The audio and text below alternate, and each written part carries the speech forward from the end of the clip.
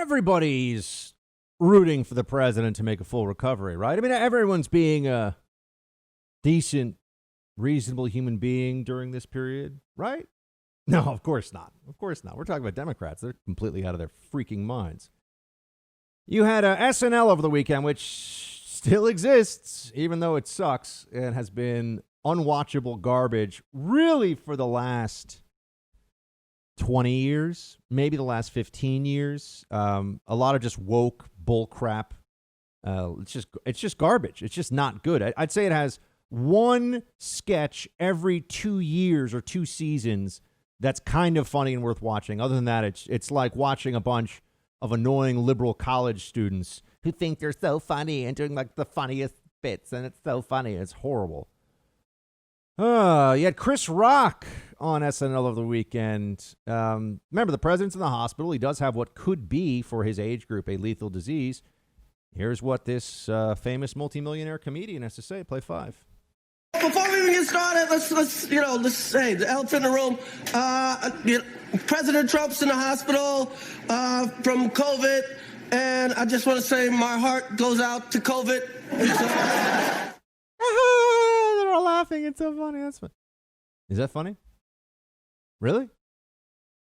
Would it be funny if that were one of Chris Rock's parents in the hospital with COVID? Would that be funny? Would that be a funny joke? It would be funny if it was, your father, your mother in the hospital with COVID-19. Are you making jokes about how you're rooting for COVID? Is that supposed to be really? That's supposed to be funny, huh?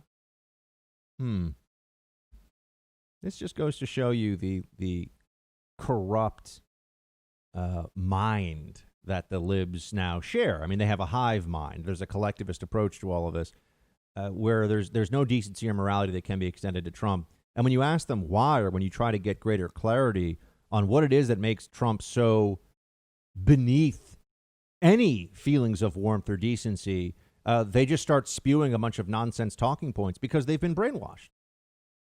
Trump doesn't care about children in cages. Well, I mean, actually, for example, if you look at that issue, the president did change the policy, and it was because of an intentional fraudulent surge at the border by people exploiting our immigration laws. But yes, there were parents separated from children. It was done because whenever you're arrested, you are separated from kids, and they were breaking the law. But the president addressed that, and there was no more separation. But they'll still say he doesn't care about it. Okay, well, it was a policy that was inherited, and that was the law, and the president didn't write the laws.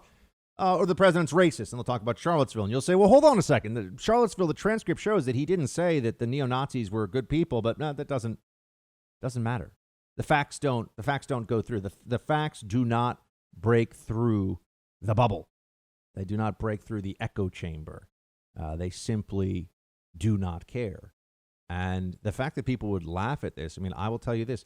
There was never a moment in time where I wished ill health or any kind of physical harm or danger upon the president when it was Obama or his family.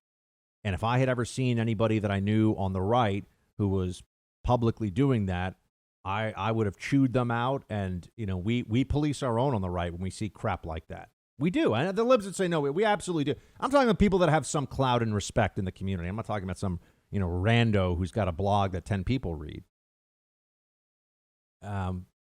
There is a fundamental morality here that we must keep even when the opponents that we have politically do not. And that's hard to do. Trump is an escalation in the tactics used to fight back against the left, and it's the right move. Otherwise, what we just have is a lot of people losing gracefully. The Mitt Romney approach. Just lose gracefully to progressives, let them enact their policies, destroy this country, lose gracefully. Lose and smile, and they'll pat you on the head and send you on your way. That was the old Republican Party. Really, the only thing that stopped that from becoming even more apparent was that we were fighting a war against radical Islam for a while, which united conservatives and Republicans and some Democrats for a bit. It didn't last very long, did it? But even when we're doing that, even when we're willing to fight against opponents who don't do so with honor, who don't do so with decency, we need to remember during all of that we maintain decency, that we maintain some fundamental, foundational morality during all of this. Because what we have been seeing from Democrats while the president's sick in the hospital should both be appalling but also motivating. It should motivate you all to go out and support this president in every way that you can. It should motivate all of us to make sure that we get every single person we know, every single individual to go out there and support the president. You know, you don't want anyone you know who's on the fence, an independent, a Trump supporter who stays home. And you got to remember moments like Chris Rock making first of all, it wasn't even a clever joke. It's gross.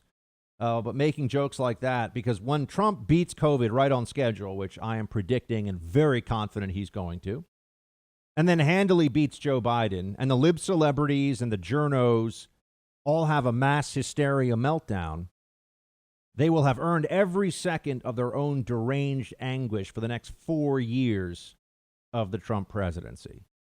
This time around, I do plan on being somewhat of a sore winner, as I've told you. I have no problem with laughing and pointing and saying, I told you so, because I can tell you this, they're going to loot and riot and destroy no matter how we act afterwards. So we wouldn't do that. That's that baseline morality. If Joe Biden wins, I'm going to say, all right, let's clean ourselves up, rally the opposition, try to take, as much as we can in the midterms and get ready for defeating Joe Biden or really Kamala Harris, because we all know how that's going to go. Biden's going to step down. He's going to step down. That's going to happen.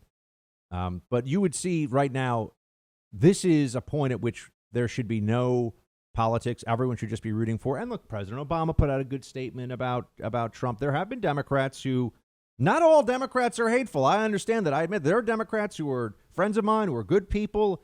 But I'm talking about the overall mentality of the left, the Democrat Party, the dominant narrative, the dominant feelings among those on the left who make the opinions, who make the narratives.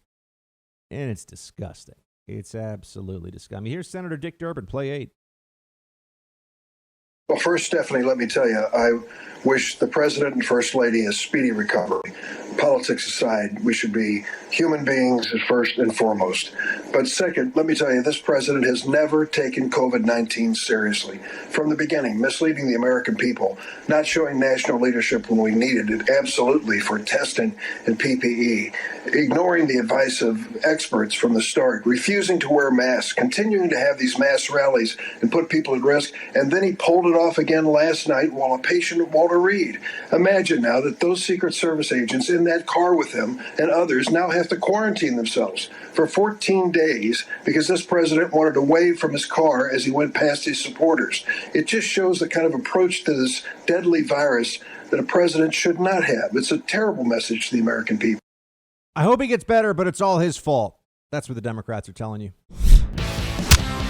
Hey, Team Buck, thank you so much for watching The First on YouTube. If you like this video, please click that little thumbs up button so then it will log as liked. And also, if you want to see more great content from The First, please click subscribe.